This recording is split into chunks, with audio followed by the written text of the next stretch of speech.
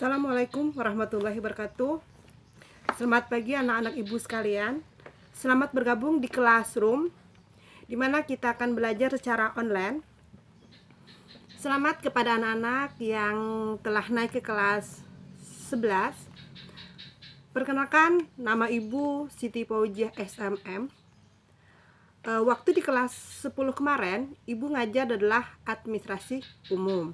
Nah, sekarang pada waktu kalian naik ke kelas 11, ibu ngajar yaitu administrasi pajak. Oke. Sebelumnya ibu hanya ingin menyampaikan, kemarin waktu yang masih di kelas 10 yang belum mengembalikan buku paket administrasi umum, silahkan dikembalikan supaya adik-adik yang di kelas 10 mudah belajar. Nah, sekarang untuk di kelas 11 administrasi pajak, ibu menggunakan buku ini ya. Administrasi pajak dengan penerbitnya adalah Erlangga. Kalian bisa pinjam di perpustakaan sekolahan kita. Oke. Pada pertemuan pertama ini, kita akan membahas yaitu bab 1.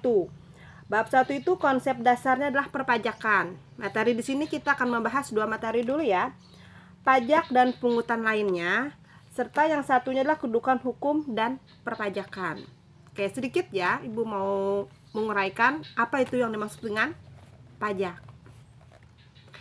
Pajak itu adalah iuran atau pungutan yang dilakukan oleh pemerintah dari masyarakat berdasarkan undang-undang, dan hasilnya digunakan demi pembiayaan pengeluaran umum pemerintah dengan tanpa balas jasa yang ditunjuk secara langsung. Nah, jadi ya intinya pajak ini adalah pungutan yang dipaksakan pemerintah kepada rakyatnya. Jadi untuk yang pertama biasanya pajak itu digunakan untuk apa? Pembuatan jembatan, perbaikan jalan. Habis itu untuk pembiayaan anggaran pembelanjaan pemerintah. Oke. Di sini nanti ada di bawah nanti ada ibu kasih materi, ada beberapa pengertian pajak dari beberapa ahli. Yang pertama ada menurut Profesor Dr. Adrian, ada Profesor Dr. Rahmat Sumitro, ada menurut Smith, masih banyak lagi ya. Nanti ibu akan ngasihkan materinya di dalam Classroom. Oke. Ada lagi ya. Ada juga pungutan selain pajak.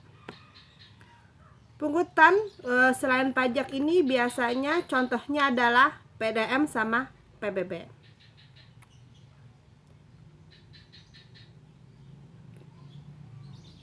Oke. Fungsi pajak di sini biasanya terbagi menjadi 2. Ada fungsi budgeter sama fungsi regional. Bukan ya, maaf ibu. Fungsi pajak di sini ada 5. Yang pertama ada fungsi budgeter, yang kedua ada fungsi reguler, yang ketiga ada fungsi pemerataan, yang keempat fungsi stabilitas pajak, dan yang kelima fungsi legalitas pemerintah.